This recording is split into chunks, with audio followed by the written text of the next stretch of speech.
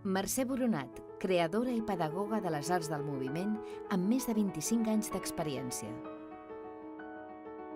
En un escenari, el cos dels actors és una de les seves eines d'expressió fonamentals. Anem a activar-lo. Mercè Boronat us proposa 4 càpsules d'exercicis que faran que el seu cos i la seva energia els predisposin al joc teatral. Les primeres 3 càpsules són una preparació del cos i la ment. En la darrera ja estaran llestos per jugar amb el seu cos en moviment. Que es deixin anar. Són exercicis senzills i propers que respecten l'estat físic de cadascú.